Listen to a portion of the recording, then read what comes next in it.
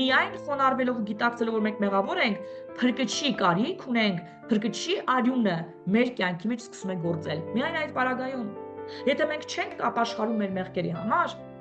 Քրիստոսի արյունը մեր կյանքի մեջ չի գործում։ Որտեղ եթե մենք չենք գիտակցում, որ մենք մեղավոր ենք, մեզ փրկիչ պետք չի։ Հետևաբար նաև դառնության բաժակը մենք ասում ենք, որ մենք ինքներս կխմենք, դու մեզ պետք չես։ Իսկ ապաշխարել չի նշանակում միայն խոսքերով ասել ես ներողություն եմ խնդրում եւ նորից անել նույն բանը։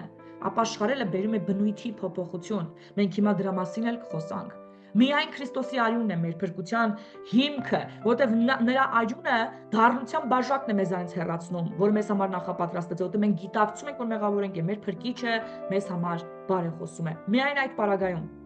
Եվ ապաշխարություն նշանակում է բնույթի փոփոխություն, ամբողջական, մենք պետք է փոխվենք, որ մեր ապաշխարությունը լինի լիարժեք։ Եթե մենք խոսքերով ասելու ենք, բայց շարունակելու ենք նույնը անել, իմացիր, քեզանից դառնության բաժակը չի հեռացվելու, որտեղ քո մեջ փոփոխություն չի կատարվում, որտեղ դու ընդհանրապես Աստծո անունի տակ փորձում ես նրանից փրկություն խուրդել, փրկություն sense պոկել, բայց դա քեզ չի հաջողվի, դու չես կարող խաբել Աստծուն։